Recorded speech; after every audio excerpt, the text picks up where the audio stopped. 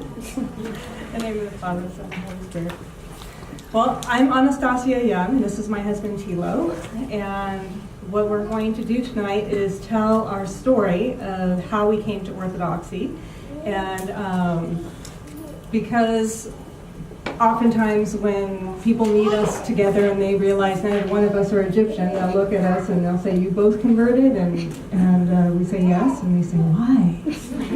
So this is the answer to the question, why? So a little bit about our backgrounds at first, just barely touching on it. I grew up going to a Protestant church from the time I was 5 until I was about 40. And so that is my major background. I was very fervent for what I did, and I don't know really what to say beyond that. I think we're going to thumbnail this so we can get to the meaty part for you guys. How does that sound? I'm going to give you over to Thilo, and he's got an exciting story for you. Don't get too excited. So I grew up in a very, let's call it a poverty kind of town, and my mother was German and grew up in the Hitler Youth during World War II. Was institutionalized a couple of times from nervous breakdowns. Growing up with your city bombed was probably had an impact.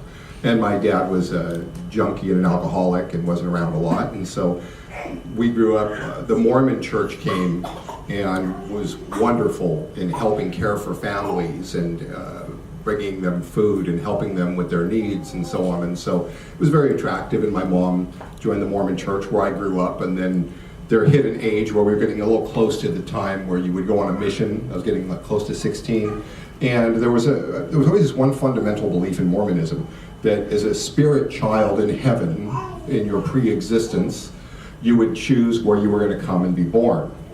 And that always bothered me, because I'd be a Rockefeller. You know, I'm not stupid. I wouldn't have picked this. And it honestly just kept gnawing at me, and then eventually I became atheist. And I was an atheist for a number of years. And then when I had some philosophical questions answered, some philosophical challenges I had against religion and Christianity, that I was able to now open myself to listen and became an evangelical Christian.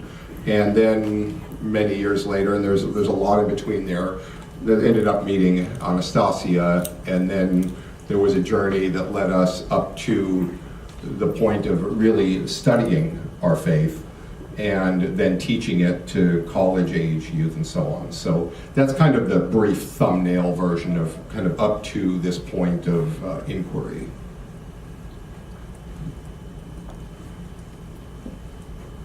Okay.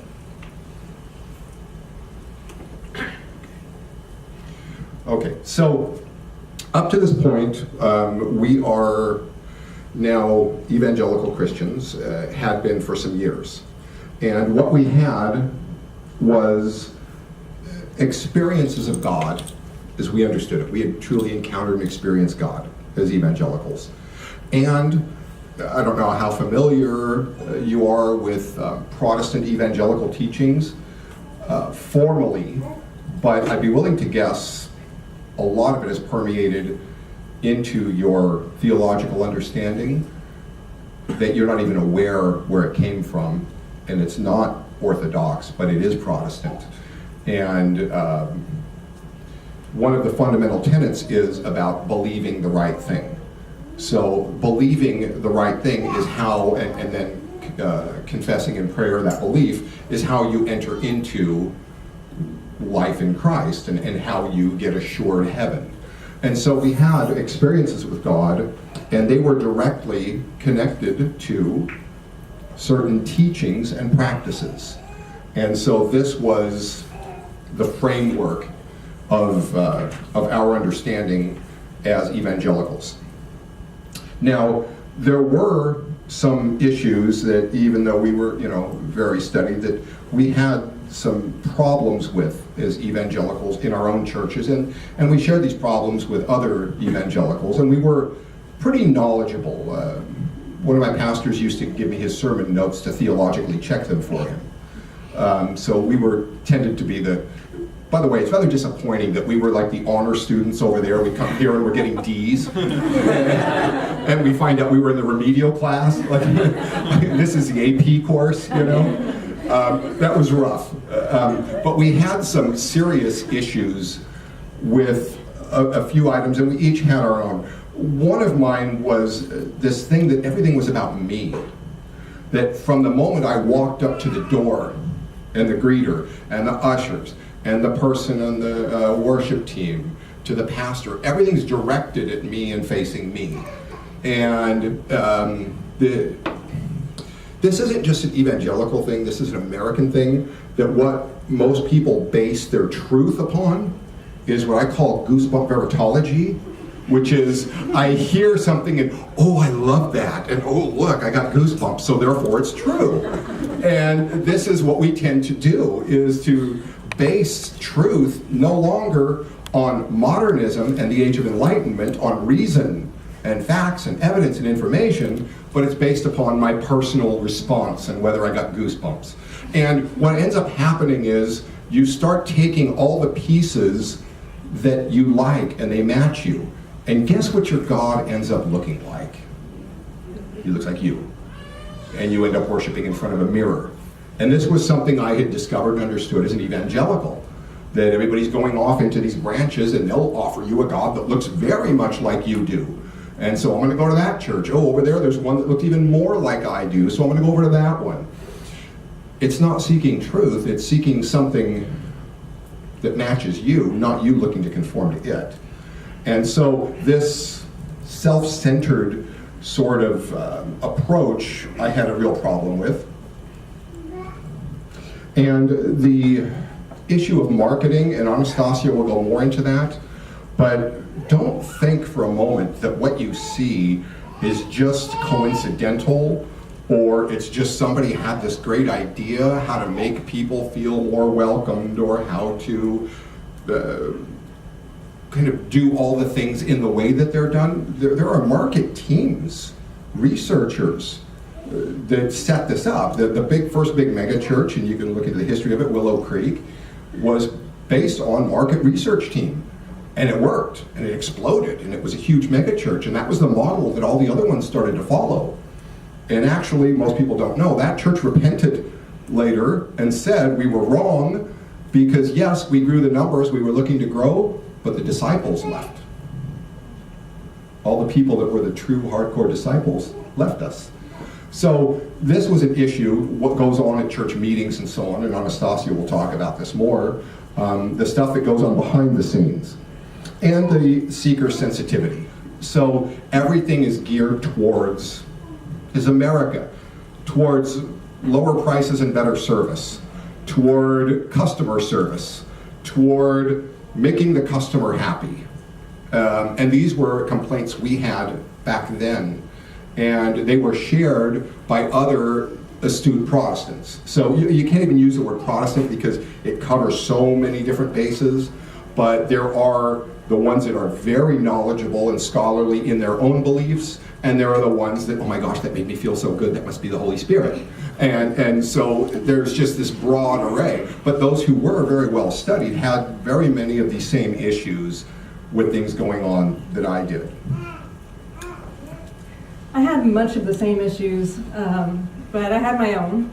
One of them was division within the churches that I attended. Or I attended one church, but it wasn't parishes like ours is. Ours is one giant church, and we had different parishes. It was this church down the street, and this other church, and this church over here.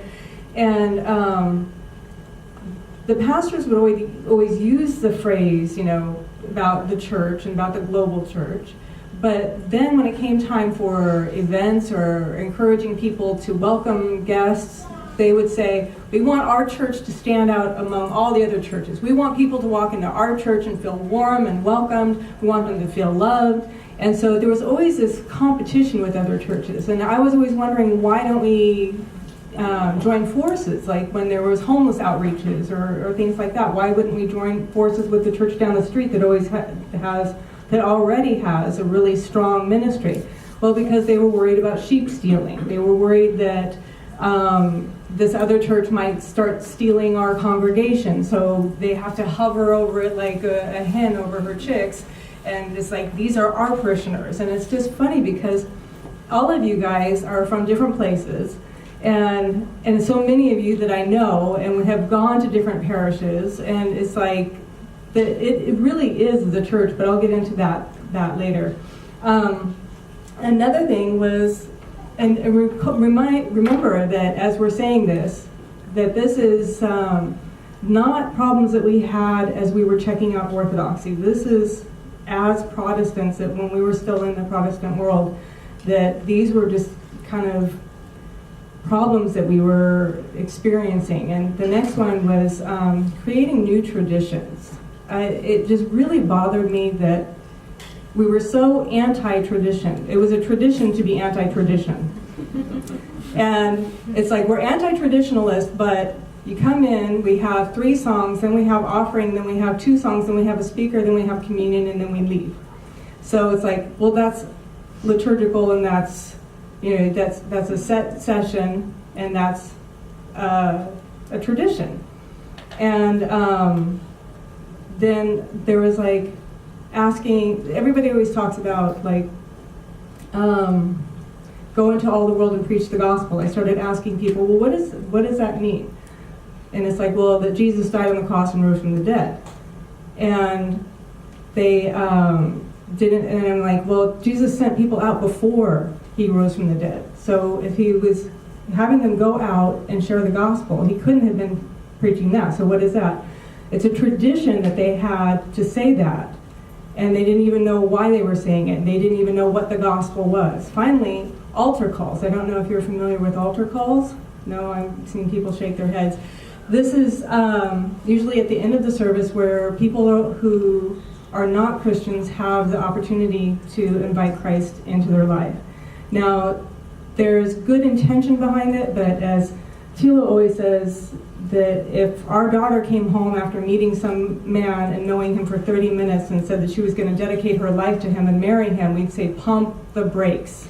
Even if he's a great guy, it's like, you need to get to know this person, you need to know what you're getting into. But here in these altar calls, they would have you come forward and you can accept Jesus into your heart, and you say the sinner's prayer, and they assure you that you're going to heaven no matter what now.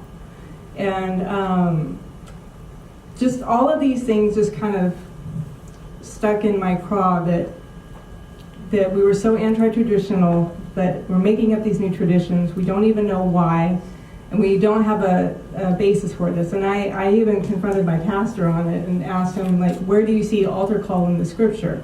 And he started quoting scriptures that if you confess with your mouth Jesus is Lord and believe in your heart God raised him from the dead. It's like, but where do you see raise your hand, everybody close your eyes and raise your hand and make eye contact with me, and then that means you accepted Jesus. Or even worse, the worst one that I've seen now is that you could text in your decision. No lie. You can't make this up. Can't even make this up. You could text in your decision to follow Christ. And so, where do we see this in Scripture? And so, these new traditions, I just wasn't game for them. Then we began a group with a bunch of college students, and Thilo will tell you more about that. It was really fun times. So, following a couple of years, there was a whole chain that led to it, but I spent about 2 years debating apologetics on the internet on MySpace. I don't know if any of you know how old you are, but they had what were called religion and they had different debate forums, and one was religion and philosophy, and that caught my attention. And to this day, the most brilliant atheists I've ever met were all there, and sharp guys. I don't think there was one that wasn't an evangelical Christian before he became an atheist. I think virtually every one of them were. And this was not an attempt to go convince somebody of something. I was very clear and upfront in my debating. I'm here for two purposes.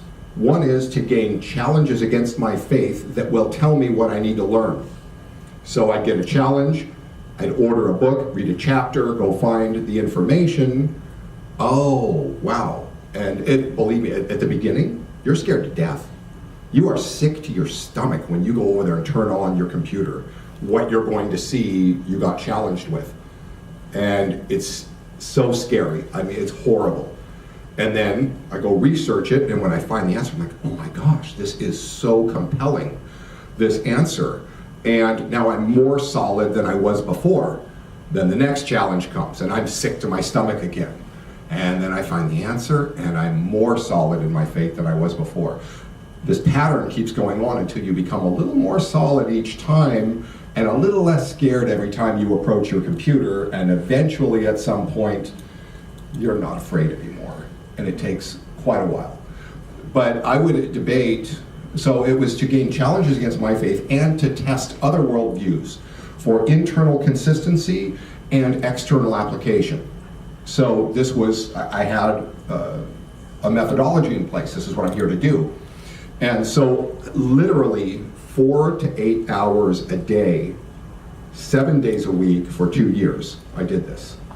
And I remember at the end turning on my computer, okay, what do we got? And I'd click on, and I'd start scrolling, and I'd say, there's nothing new here anymore.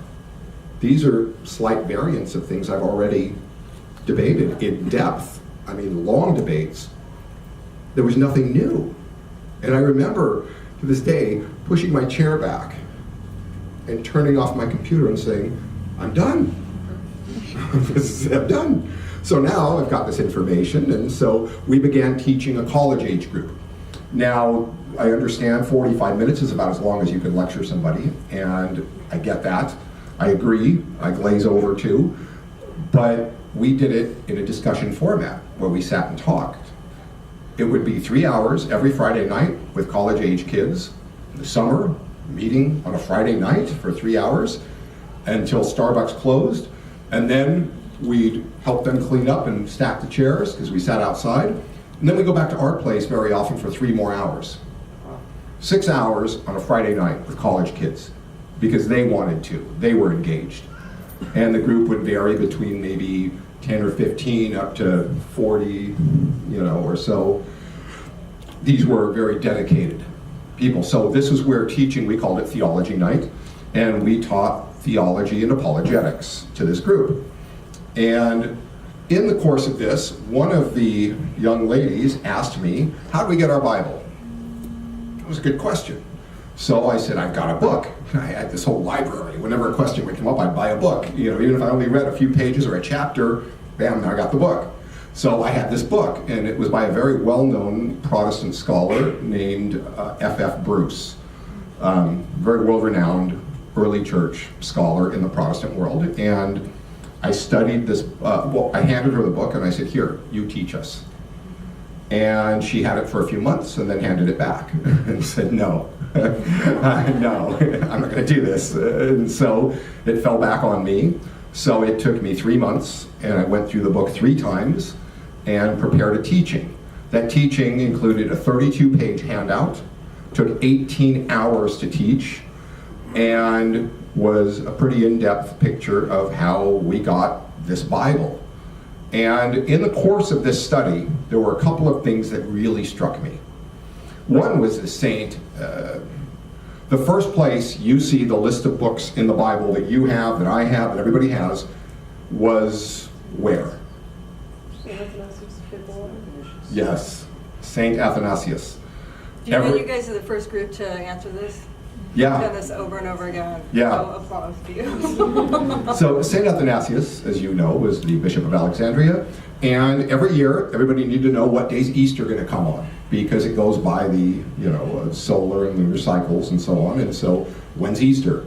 Well, so they turned to the place, the intellectual capital of the world that possessed the knowledge and the greatest minds and scholars of the world. Tell us when this is going to happen. And that was Alexandria. It was the Egyptians. And so they would write the patriarch would write a letter every year to all the churches, say, this is the date this year, and he'd take that occasion to maybe talk about some other issue that was going on.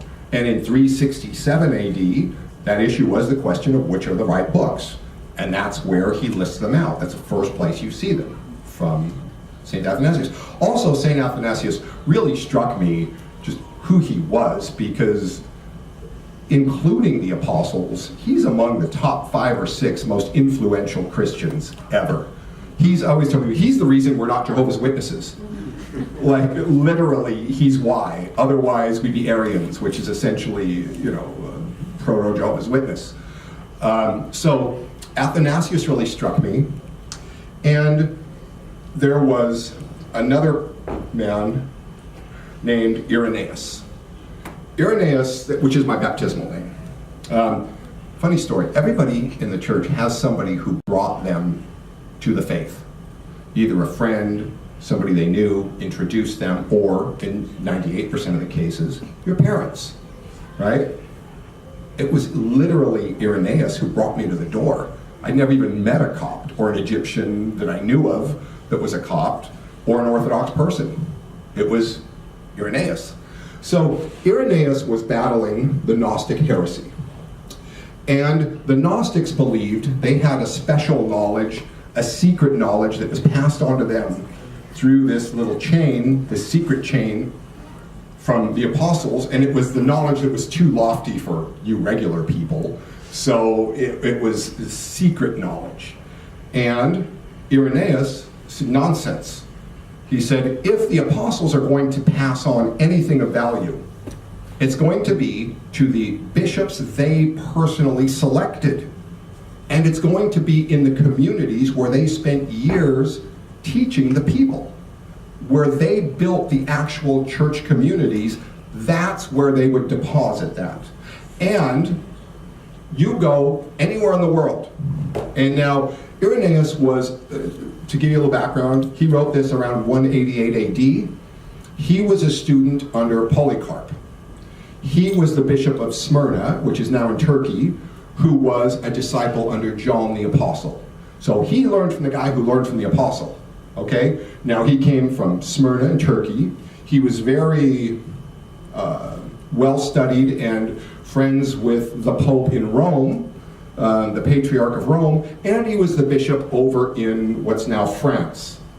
So he has a very broad range of understanding and of interface with different churches. So he says, go to any church where these apostles established the church and ask them what they believe, and then see if they've ever heard of these beliefs the Gnostics are saying are the real ones from the apostles, and you'll see none of them has heard of any of this. And you'll see what they believe is the same as each other.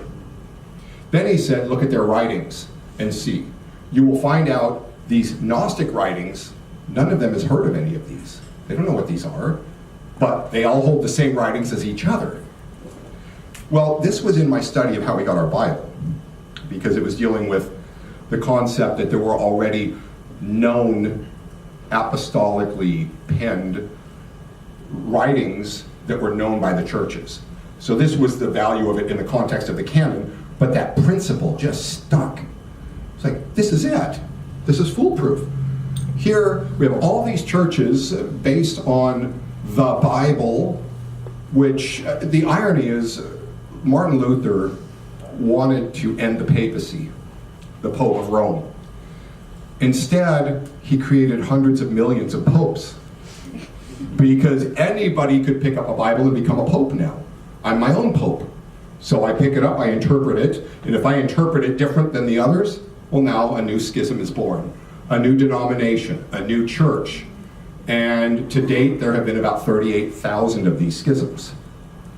So understand the impact of this scripture-only kind of mindset. And so, with all of these different interpretations, and all of these groups, or many of them having really intelligent scholars, well-studied people, and sincere people, good people, dedicated people, but they're all coming to these different answers. Here I found the unifying principle. Because let's look at our alternatives. All the churches, let's say we find something that they all believe the same as each other. So how did that happen? One possibility is that's what they were taught from the apostles. Kind of obvious. Another possibility is the apostles didn't teach anything about that, and they all just kind of made up something, and it was the same thing as each other.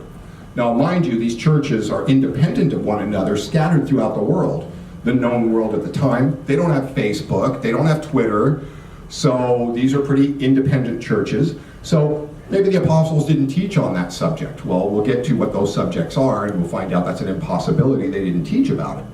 Another possibility is the apostles taught one truth on these subjects, and all the churches threw them out and replaced those teachings with these other teachings. Well, at that time I already understood that was preposterous, and I hadn't met Egyptians yet. Once I met Egyptians, it became ridiculously preposterous. Imagine Abuna coming in and changing something in the creed. Right? All the old grandmas in the church are going to have a riot. They're going to beat you. The men are going to tear their robes. And you know, I mean, this is an impossibility, especially once you understand the nature of these religious communities. And those religious communities really haven't changed in their dispositions and in their natures to this day. I mean, we found amazing. When we read the New Testament now, it's like we see it in front of us, you know. Anyway, so this test, look for what's the same, believe the same in all the churches. This I put forth as my guiding principle. Now, here's the point I want you to get more than anything. This wasn't saying, oh, I like this, oh, I don't like that. This was setting out a methodology by which I was going to view the information as I started looking at early church writings before I looked at them. You understand what I'm saying? Before I looked at those writings, I determined what I see the same came from the apostles. I'm going to conform to it. I'm not going to go find things that will conform to me.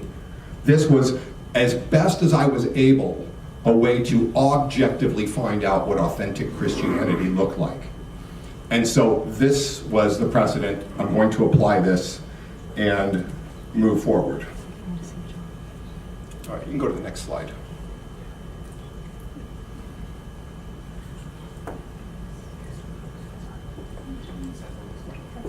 Okay, so now we're beginning this inquiry. So I remembered at this time, there was this church, this huge church, you could see it from all the freeways. And on the side of the building, it said Alexandria. You know, that rang a bell. Ah, Athanasius, Alexandria. I said, you know, I knew Orthodoxy existed, didn't know anything about it, and I said, maybe this is a good time to go look into this at the same time that I begin this historical question about what did those early Christians believe. And I'm afraid I'm going to have to shock a few of you that not every last little thing in the Coptic Church came from the apostles. Some of it actually did come in a little bit later, you know. I joked that, you know, no, the lines in the parking lot were not painted by St. John. You know, it's not quite that.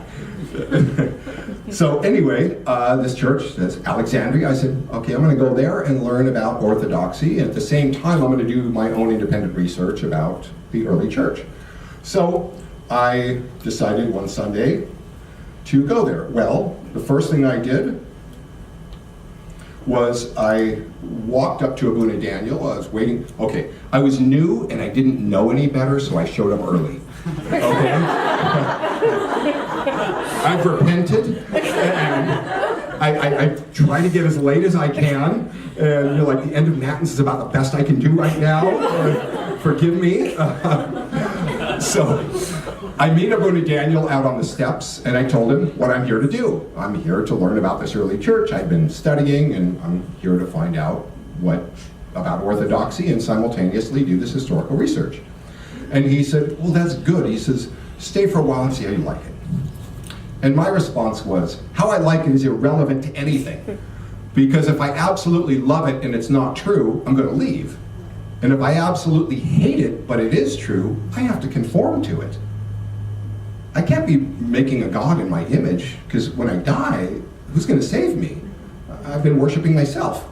So, no, what I like is irrelevant. And so he smiled, and I love my Abuna. He is just the greatest. So, initially, you can actually fill the notes. Yeah. So, just the one thing I will mention that impacted me the first thing when I walked in the door. It's funny how many things you as cradle cops might want to adapt. You don't know this cradle orthodox? You don't know this term? Yeah, I'm born into it. So there are so many things that you guys might intuitively think, oh, we need to shift this to make it more palatable to the American culture and to the American people. And it's kind of funny to us, being those people you're trying to appeal to. It's like, you're trying to imitate the ex-wife. And I divorced for a reason, you know? I mean, it was like, what are you doing? So the first thing when I walked in that I noticed was there was no greeter, there was no usher, there was no welcomer, and nobody was even looking at me. Everybody faced one central focal point in that whole place. It was the altar. I didn't need anybody to teach me what they told me with what I saw. They told me, I'm not a customer. I'm not the important person here. We're not marketing to sell you a product. Everybody here has one central focal point, and that is God, not you. This isn't all about you anymore. And I got to tell you, that one thing I absolutely loved when I saw it. And it's so funny that they're like, oh, we have to, do all these things to adapt to the Americans. Well, actually, those of us who, there are essentially three kinds of converts that I've seen. There's the Marian, all right, so I fell in love with this beautiful Egyptian woman or this wonderful Egyptian man. There's the, oh my gosh, I loved it. And then there's what I call the study-in, that just through studies ended up Orthodox. The Coptic Church has about 4, but if you go over and look at like the Antiochian Church and some of the others, they have entire parishes. By us, there is a parish. The entire church was a 4-square Protestant church that converted together. The pastor became a priest, the whole congregation, everybody converted together, and they're an Antiochian Orthodox parish now. And it's right down the street from us. So the things that you might think people like us are looking for, you're probably not right. And we talk to and know a lot of the American converts into the other Orthodox churches. And what we're going to talk about in kind of going over our conversion is a very common story and pretty well, really closely matched to what you hear from all the others. The thing that's very, I think, distinctive about what we're presenting here is we did it in a systematic, orderly, methodological formula from the beginning as we approached it. And all of these premises are just kind of understood by the other people who converted. They're operating premises, but they're never defined and laid out in a systematic way. And this is what we're trying to help you do, is kind of understand the systematic thought. Okay, well, you know that where we ended up is here, so you might think that when we walked in, we thought, oh my gosh, this is amazing and fantastic, as Thilo said. But we actually had some problems. And one of the things is walking up the steps, I saw Abunas with getting their hands kissed. And I was just like, that is so not happening. Fist bump. All right. But, so that was, it wasn't a big theological problem, but it was just like, okay, discomfort. And walked in, but now my Protestant spidey senses are tingling like crazy. Because I walk in and I see pictures of St. Mary, I see someone lighting candles, I see someone kissing an icon. These are all big no-nos. Now pay attention to these, because if you have Protestant friends that come and visit your church with you, you can kind of head this off and maybe explain some things to them and be aware of the discomfort that might be stirred up inside of them from seeing these. So with icons, that's idolatry. That's As far as in my Protestant mind, that's how I saw it. This is not just like, oh, this is a different expression, or they do things differently here. It's straight up idolatry out of Scripture. Intercessions of the saints, priest is a mediator. When I first heard that the Coptic Church does confession, that was a huge problem for me, because there is one mediator between God and man, and that is Christ Jesus alone. So to stick a human being between me and Jesus was just, it's an abomination. And so these are things that we really had to struggle through. And another big one for me was St. Mary. Now, there's something just ironic about the typical flavor of that people have against St. Mary from Evangelical Protestant, because we have no problem looking up to St. Paul or St. Peter or any of the apostles. We really venerate them and admire them. But as soon as you say St. Mary, and especially if you say saint in front of it, in front of her name, if you say St. Mary, then immediately, well, she was nothing more than just a woman. She was just human. There was nothing special about her, and we don't venerate her, we don't worship her. And so that was how my reaction was. And of course, seeing pictures of St. Mary, and it's just like, oh my gosh, they worship St. Mary. And so there were a lot of things that we had to, we just had to work through. That again, just take note of these and understand them yourself. Make sure that you have answers yourself, because these aren't just, again, different expressions that we have. These are huge stumbling blocks for a Protestant person. Now, when we say a Protestant person, it's a very broad term. Okay, so this isn't. I keep saying evangelical. Yeah, and even that. I mean, these aren't absolute. These are generalities. So understand that. You're going to find when we say this, we're not referring to many of the evangelical churches where the person has zero knowledge of theology whatsoever.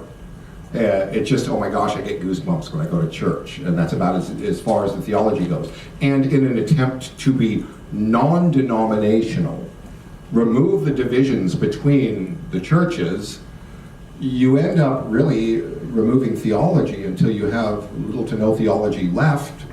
And actually, you've created a denomination that is opposed to every denomination that does have theology. So it is a denomination. You can't be non-denominational.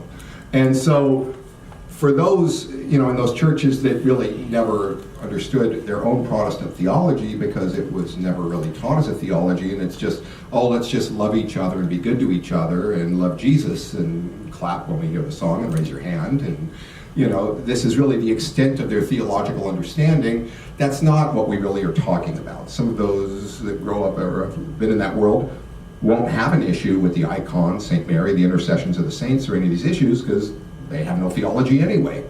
But any Protestant who is very knowledgeable about his theology, oh, these are red flags. These are idolatry, necromancy, worship of human beings. I mean, these are huge sins and huge problems. And that's where we were, and that's virtually every study and convert that we've met, same list. We all have the same list. So learning those will do you a lot of good, and learning, our Buddha Daniel, God bless him, he knew which things, let's set that on a shelf for now, deal with some other things, we'll come back to it. And we'll get to kind of where these things all get answered, and it's not necessarily, in some cases yes and some no, something you want to kind of deal with right off the bat. But, okay. So now we've experienced enough that we've decided there's a barrier.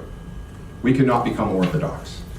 Clearly you're a bunch of idol worshipers, you're stick worshipers, and you worship human beings, and some of your theological issues are so messed up, obviously, okay, so we can write that off. We're not going to become Orthodox. However, this does have a lot of stuff in the early church.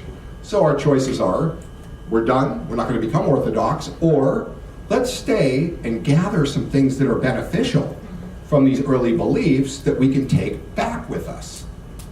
well, there's nothing to lose, so let's go ahead and we decide, let's stay around for a while, gather up the things which are of value while tossing these heretical, horrible things aside, and we'll take these things back with us to our evangelical world when we're done here. And so, okay, some of the things that really impacted me well, as I said, was I was not the center of attention and I wasn't a customer. God was center. Another was the solemnity of the place. Nobody had to tell you, you're in a holy place. Nobody had to say a word. You knew you walked into a holy place. And that was something I really liked. So many Protestants and evangelicals are just hungering for something that's first of all intelligent and intelligible, and then something that's sacred and holy. Because I've asked friends, when you go to church on Sunday, what's holy?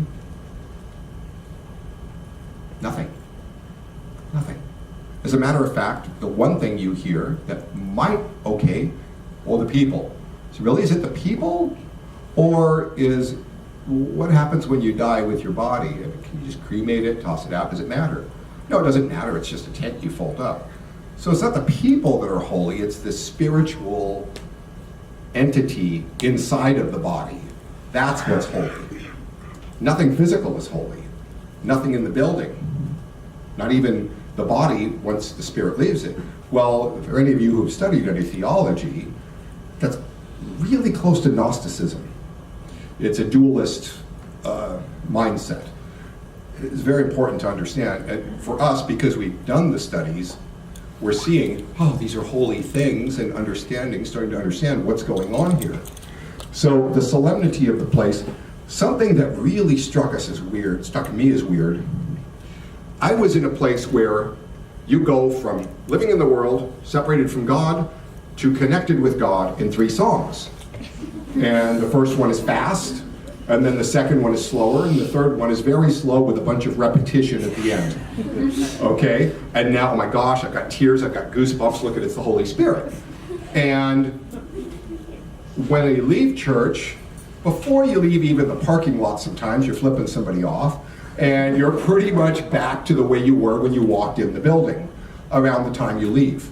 Here, I'm standing through this very long, boring liturgy, much of it in another language, and I'm having no personal experience. I'll be honest with you, 95% of the time I don't have personal experience in the liturgy. I don't. And I didn't from the beginning. But it was really weird. All day, there was something in the chanting that was just kind of resonating inside of me that I didn't really identify. And my family was the ones that noticed it first. You're sure a lot more peaceful than you were. And you're not cussing all the time. I ran a shop, okay? I'm a blue-collar guy. Every third word was an F-bomb. And I'm all of a sudden not cussing. It's not like I decided to change anything. But here I'm having no experience in the midst of it, but there's something deeper going on that I'm not even aware is happening, but people around me are seeing it. And I'm changing. Same thing when I got taught how to use the Agpeya. These long, boring, recited prayers. Most of the time that is what it is for me still. But this thing that happens is long-term and deeper. And I'm starting to realize the difference between emotionalism and spirituality. Emotionalism rises up very fast and it's superficial and it fades very fast. Spirituality is very slow and arduous to grow in, but it's much deeper and more long-lasting. There's a huge difference between those two concepts. Well, I told you that my problem with when I was in the evangelical church was basically my church against your church, and my church could beat your church up. And what I loved about the Coptic church is that it was one church. We came in about the time when, if you remember, the tanks that ran over the people in Egypt, and they were having a candlelight vigil at St. John in West Covina. And I really got to see how it is one church, and I got to see it over and over again. And now I'm finding out, it's like we say that we're family, and I'm finding out, no, we really are. All of you guys are cousins with each other. And Except us. except us. Yes. What was the thing about related to the Pope? A friend of mine who's an American says, "Oh, that guy there, he's related to the Pope." I'm like, "Dude, we're the only ones here that aren't related to the Pope." I also talked about the new traditions and all these things that were kind of made up and the other parts that were discarded. But when we walked into St. John, there's such a deep history. It's a really deep history. When I found out that the church was founded by St. Mark, and then I would tell people about it, they go, "Oh, our church is really old. It was founded in 1968. It's been around for a long time." And I'm like, "This church was founded by St. Mark." And they're like, "Oh, really, Mark? Mark who?" Mark Driscoll, Mark, no, St. Mark, the actual St. Mark, So these are just a couple of the things that I started to fall in love with. But, I also want to say real quickly that I had somebody that sat with me the first time that I came into St. John, and I have to tell you, this is, again, really, really important for when you have visitors come in. If somebody hadn't sat with me, I wouldn't have gone a second time. I'm just saying, I told you I had the whole laundry list of, I saw this, I saw that, and it freaked me out. But there was somebody that sat with me, and I'm looking, and it's like, oh, this is so gaudy. This is not what the cool, stuff that I'm used to seeing. And it's like, okay, she sat with me. She said, "You see the red carpet? That represents the blood of Christ and the blood of the saints. It's the foundation of the church." And I was like, whoa. I've seen some knockdown, drag-out fights over what color we're going to get the carpet, with the pastor's wife, and then the hair pulling, and it's just like, it's going to be steel gray. No, it's going to be blue to match my eyes, And so, no, this is blood red, for the blood of Christ and the blood of the saints. And then she started walking me through all of these different symbolisms and the richness of it, and everything that I thought was so loud and gaudy all of a sudden was so beautiful. So, again, I really recommend, you see a face that you don't recognize, just say hello, see if they need any help, if they'd like somebody to walk them through the liturgy, because they don't know. Someone said that it's like going to a Beyonce concert. Stand up, sit down, wait. Okay, now we're touching the floor. What are we going to do? So, just, know that it's kind of awkward if you don't know what's going on, and help somebody out here. When there's a university by us, and in their religions course, it's a Evangelical university, they require the people to go to some other church and sit in on a service that they're not accustomed to. And so very often they're going to send them to St. John. So they contact St. John, Abuna Daniel's the contact, and he calls Anastasia. She meets with the person before liturgy and goes up to the balcony. It's a very large church, so she walks them through the whole liturgy. This is what is happening now. This is the order of the liturgy and why. This is what this is symbolizing. This is what this is, why this is here in it, and this is what he's doing, and this is what all these things you're seeing mean and why they're there. Walks them through the liturgy. This is something you should do with people who are inquiring, and we find out that most cops can't do that. They don't know it. Well, there's your starting point, isn't it? You have to learn it. You can't share with somebody what you don't possess. And so this is the starting point, is you need to learn what you need to know. Well, this is the first one, is you need to know and understand your liturgy, the symbolism, what's going on, what it means, why he's holding the veil, and then he brings it down, and then we greet each other. Why does it start with the confession? What's going on here, and being able to help others through that. Okay, next slide. So now we can't become Orthodox, obviously. There's a barrier. Now we begin the historical studies, and I'm going to blow through this pretty fast. I'm looking for early and universal. Okay? What do I find from the beginning of the church that's the same everywhere? Remember, this was my methodology. Okay, first thing I come across, baptism. Is it possible that the apostles just didn't teach them what baptism was? I mean, seriously, this is the point of entry into Christ. It's impossible the apostles, because remember, the apostles didn't write them a letter and say, here you go start a church. They went and lived with them for years. It's impossible they did not thoroughly understand what baptism was. And they all had the same view. This is your entry into Christ, into the process of salvation. And they baptize the infants.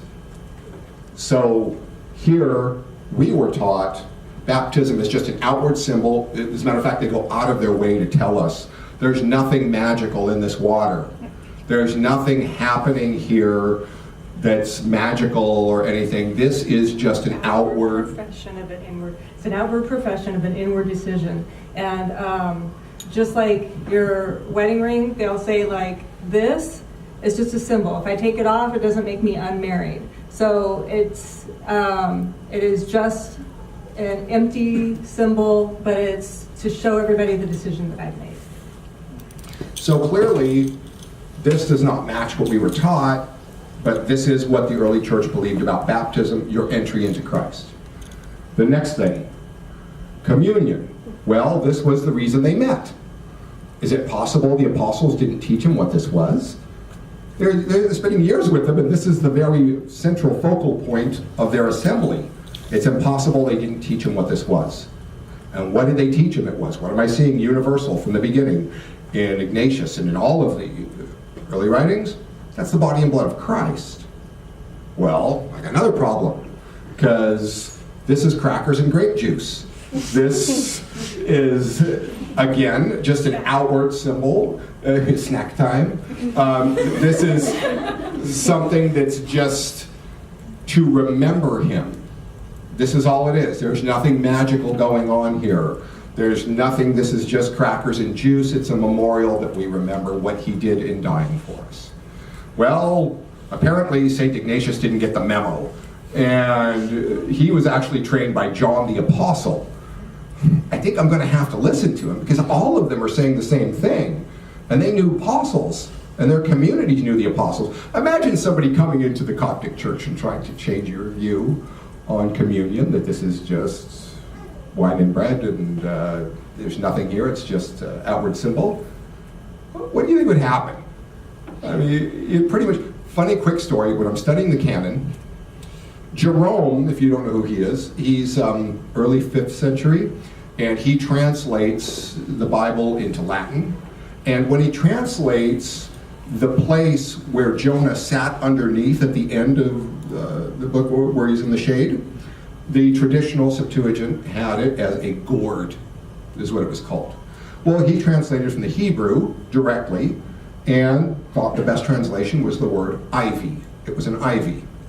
So St. Augustine, who's a friend of Jerome up in North Africa, in Hippo, writes a letter to Jerome and says, so that translation, by the way, last Sunday when they read it in church and it said ivy and not gourd, there was a riot in the city.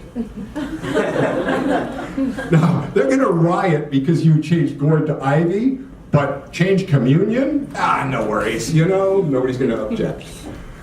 That's insane. That's absolutely impossible. Because, and the other thing is, because we have such a history of every single debated point, every schism, every controversy is there. There's a list of controversies a mile long. If it was a controversy, it's written. There's nothing of this. Everybody just said, no problem. Go ahead and switch the whole reason we meet into something completely different. Nobody's going to mind. And nobody objected. Clearly, this is what they were taught from the apostles, what communion was. The next item, salvation. How do I spend eternity with God? Is it through believing and praying a prayer and dedicating myself to him in this moment, and now I'm guaranteed I'm going to be with God forever? Or is this a process by which I am moving towards God that ultimately, according to the mercy of God, will culminate in my salvation? Is it by believing the right thing, or is it by believing and doing and all of the above movement towards God? Well, clearly, they all believed the same thing. So now we have, how do I enter Christ, how do I partake of Christ, and how do I spend eternity with Christ? All different than what I believed, according to the early church. Well, go to the next slide. Now I got another problem. I can't go back. Now, we're joking, and I get it, but where we're existing right now is between those two lines.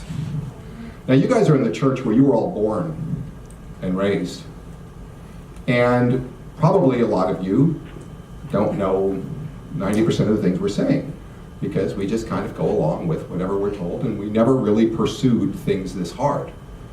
We dedicated ourselves to finding the truth to the best of our ability. We set out a methodology to keep ourselves from following our own biases. We're pursuing diligently and earnestly. And where are we left? We're cut off from both sides. There was a period there, months, where we're waking up in the mornings in horror, in utter horror. We become apostates.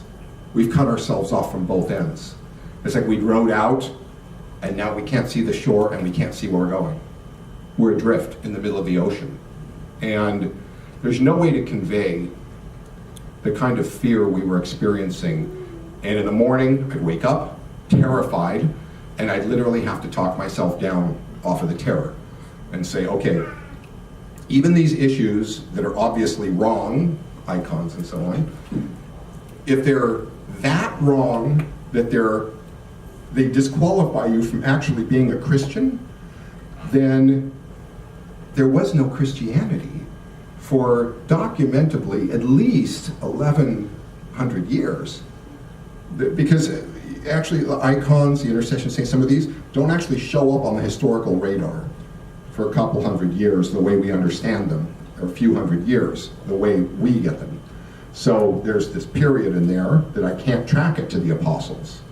I can only track it to this point. But if they're that wrong that it's no longer Christian, well, everybody believed this from this period up until the Reformation. So I got over 1,000 years where there is no Christianity. That's impossible, because Christ said the gates of hell would not prevail against his church. So I'd have to talk myself down in the morning. Okay, even if they're wrong, they're not so wrong that I can't, that it's not Christian. Okay, calm down a little bit. And then I remember asking Abuna Daniel, what if I never came on board and I went through these with the intercessions of the saints, with the ever virginity of St. Mary, with icons? Can I still be Orthodox? And part of this was a test because, frankly, the way we understand it, the first Christians really kind of didn't. So I want to see, are you disqualifying those first Christians from being authentically Christian? So I asked him, what if we never came on board with those things? Could we still be Orthodox? And his answer was awesome. He said, yes, you can, but you'll miss out on a lot, and you can't oppose the church. So, Abuna Daniel, I remember one time telling me, there are a couple of things I don't agree with the church about, and I'll take them to my grave. No one will ever know what they are. And so what he's telling us is, these are not core dogma, so you'd miss out on so much, but you can't fight against the church on it. You can't be trying to create schism and trying to pull other people away. But privately, you can. Now, we'll get to where those issues got resolved, but that really gave us the possibility of being able to hang in there for a while longer and say, okay, let's continue learning about things. Okay, so Father Steve was one of the keys. He was this Greek Orthodox priest, and I'm talking to him about these issues that show up on the radar a little later. And I said, yeah, but these things are not what they were at the beginning when the church began. And he said, well, neither's the Bible. And I just sat back. Because remember, it was a study of how he got the Bible that brought me here. So I knew what he said. He didn't have to say any more than those few words, neither was the Bible. Whoa, he's right. It started from this basic concept and understanding that actually developed over time until 300 years later when it became the entity that we have today. But it wasn't that. Okay, this makes sense. Development within the church can happen. That doesn't mean if it's a development within the church that it's wrong. That there's actually a place for that now. And the next one was Abuna Bishoy Brownfield. if you haven't met or experienced Abuna Bishoy, you really should, because you experience him. He's American priest, like the American priest, American born, raised, white guy, full-on American. And we always say when you speak with him, he will say one thing profound and one thing profane. And he's If you know him, you know it's true. he is such an impacting personality and so well spoken. And I remember talking to him about my dilemma. I don't know where to nail these things down, because here's the issue, they show up later. What I'm trying to figure out is, do they come from men or do they come from God? And he sits back and he has this very gruff demeanor and he says, well, they came from men with God in them. Like, what's wrong with you? And the light bulb started to go on. I'm creating a division between man and God, which was the reality before the incarnation. The whole point of the incarnation was that that reality would no longer exist. That there's a distinction between God and man. That was the whole point of this. That God would dwell in man. That God would change man internally. This would be the place, the Spirit. You wouldn't have a list of rules sitting above you. You would have the Spirit of God dwelling within you. Now, yes, lists of rules can be very helpful, but honestly, we should at some point get beyond those list of rules. For the men in here, how important is the law against rape in America? If there was no law, would you be raping somebody? Of course not. You're guided by something much higher than that law. And ultimately, God willing, we get to that point with more and more things that the rules and laws become less and less relevant because we're living this standard that wouldn't matter if they were there or not. So this concept of the incarnation, and I kept hearing this from people, you don't understand the incarnation. Well, I don't know what I don't know. But when that reality, and this is what I'm trying to get to, that when you have people that you're walking into this, they have to have time. This concept of the incarnation is so foreign to the twin reality, spiritual, physical, separated, that I was talking about earlier. This is virtually the opposite. This is a unification of the spiritual and the physical together. That's why we have holy things, holy spaces, holy objects, because the spiritual and the physical were united in Christ. That was the whole point of everything. And as that reality really became more and more understood, now the icons made sense. Of course, what was art in human expression put divinity into humanity. You have iconography, and it conveys spiritual realities in physical form. Intercessions of the saints. No, these aren't two realities. When we get together, I hope you all know, in Matins, one of the very first things we're chanting is Hail to you, listing all these martyrs. We are entering into a worship service that's in progress. They are present worshiping at the throne. We are joining them in that existent worship, and so we're greeting them with a very holy greeting. Hail to you, as we are entering into what they're already doing. We're greeting the people doing it. So this true reality model, no, this is one church together at the throne of God. This is that cloud of witnesses they're talking about in Hebrews. This is that heavenly Jerusalem that we have entered into in Hebrews. This is what he's talking about. It's a heavenly reality that we are entering into this interface with. So it's not, of course, if we're entering into this interface together with them in front of God, of course we would ask them to pray for us, just like you might ask somebody next to you to pray for you. They're not separate realities. But this all comes through an understanding of the incarnation.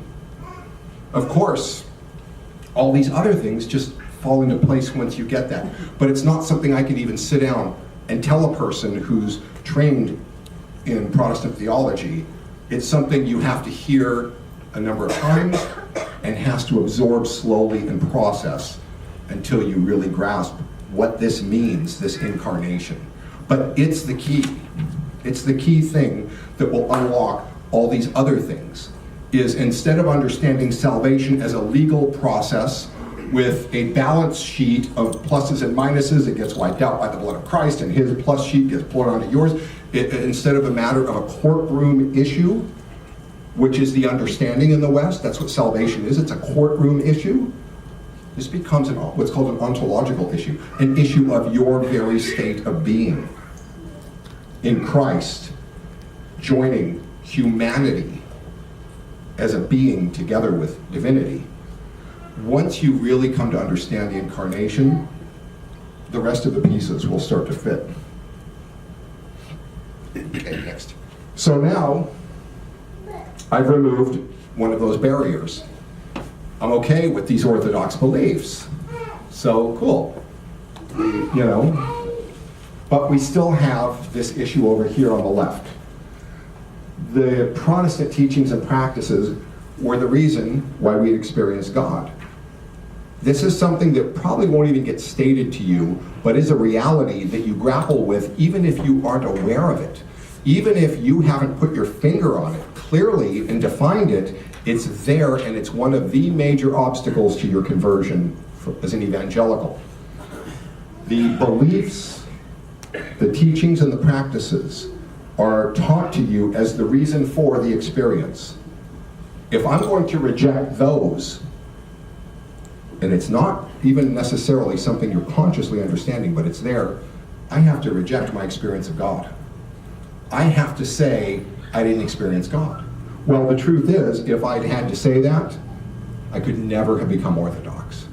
There was never a time after I'd become an evangelical, even when I was completely what we call backslidden, completely messed up in the world and things I wouldn't even talk about, you still could have put a gun to my head and asked me to deny that I'd experienced God, and I would have said, I can't do it. Because I know that I experienced God. So I couldn't renounce that experience, but it was tied to this. This was a huge issue to resolve. But then it occurred to me, maybe, finally it hits me, maybe there's another factor. There was another factor I wasn't considering, which was my posture before God. The humility, the diligence, the openness to God in pursuing God. And then it started to occur to me, gee, you know, I'd experienced God and then changed some very important beliefs as an evangelical and still experience God, which means I had experienced him before when I was wrong about something that I then changed my view about. Okay, wait a minute. With wrong beliefs, I was still experiencing him. But maybe there was another reason, and it had to do with the way I was pursuing God. And then it occurs to me, okay, a person outside of Christ, moving towards Christ, well, who are they interacting with? Who is it that's leading them? Is that not the Spirit of God? Is that not God himself? So they're experiencing God clearly, even though they're outside. Okay, so it is possible that these beliefs and teachings were wrong, and I was experiencing God because of the posture by which I was approaching God, even if those beliefs and practices were wrong. So, I can now isolate the teachings and practices and put these two items together in the causal relationship. This was why I was experiencing God, because of the way I was pursuing and approaching God. So now, I can remove this barrier, fit these together, and account for everything.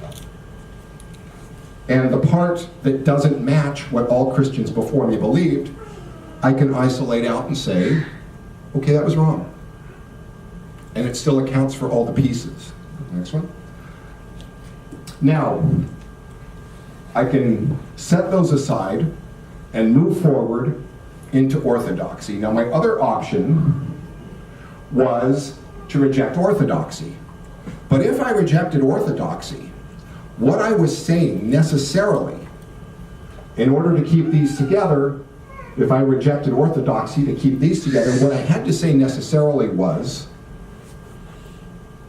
that Everybody from the very earliest churches in all the places all over the world for the entire duration of the church was wrong in their understanding of St. Paul and their understanding of what the apostles taught them. And I'm basing my assertion that they were all wrong on my own private interpretation of the Bible. I'm giving my personal view as an American in the year, 2012, whatever, reading these ancient Eastern texts in a translated form, and I'm giving myself deference over the sum total of all the communities who knew them personally and were taught by them. In order to reject orthodoxy, that's what I'm saying. And if I say that, what happens to my posture of humility? Well, I lose it, don't I? Because I just became extremely arrogant in order to say they were all wrong, but I get it. Well, if I lose my posture of humility in rejecting them, then what happens? That was why I was experiencing God. Now I lose the experience of God. I will cut myself off from this. So, instead, I'm back to harmonizing it this way. So this is at the point, and this is what I tell people, if somebody says, this is the most beautiful thing I've ever seen, and this religion is the most wonderful thing I've ever seen, and this is so profound and meaningful, they're still not orthodox. Because they're basing this all on their own intuitions, their own sensitivities. You're not orthodox. When you are orthodox is when you say, when I encounter something where that universal voice of the church, the sustained voice, is in opposition to my understanding, my presumption is that I'm wrong. Before I ever come to it. When you are clinging to the hem of the garment of the church, saying, save me, you are the place where Christ established and left his spirit. Save me. That's when you're orthodox. That's when you get it. And so you're not going to, even if there were, let's say, for instance, a couple of things where the church was wrong, and I'm not saying there's anything where they're wrong, but let's say there was. Well, having been in the place where we were trying to figure it out on our own, look at the things we were wrong about. The most fundamental, essential issues of the faith. So if there is something the church is wrong about, I can promise you that error is a lot less than the error I do without the church. I can promise you that. So I'm going to trust the church. And if I find that that whole church is speaking in a voice and I don't agree with it, I start with the presumption I'm the problem. I'm the one that's errant in this. That's when you become orthodox. That's what it is. Before that time, you can think this is the most beautiful, wonderful thing in the world and enter in. Well, what happens if you find something more beautiful? Then you're done. You can think, wow, this is such a warm, welcoming community that you guys have built here. That's wonderful. I'm so at home. All right. What happens if the Mormons have a better one that's more warm and more welcoming? And they provide food that they actually can in Salt Lake City. Literally it's called Deseret Industries. There's no hungry Mormon. They provide for the needs of their people. So then what? Well, then they're going to leave. You have to understand the thing that makes you orthodox is your understanding of what the church is. And the church is not Egypt in the last 5 years. The church is not Egypt in the last 10 years. The church is not Egypt in the last 100 years. The church is all over the world since 30 AD. That's what you're looking for. And I hate to shock a few of you, but there's a difference between Coptic and Orthodox. Those are separate words. That which is Orthodox is that which is found in all the churches established by the apostles the same. That which is Coptic is that which is different in the Egyptian church than the Greek, than the Russian, than the others. Not saying any of that's Coptic is wrong. There are some incredible things in Coptic, like this in the Egyptian church.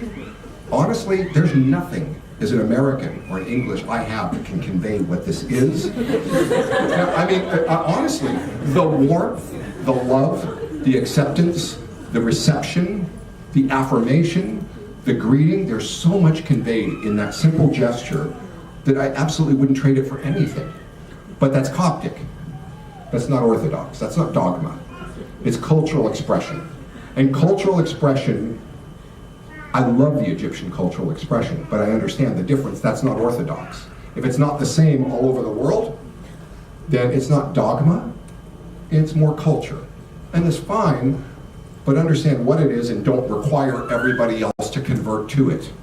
That's not necessary to become Orthodox. Understand what the two are.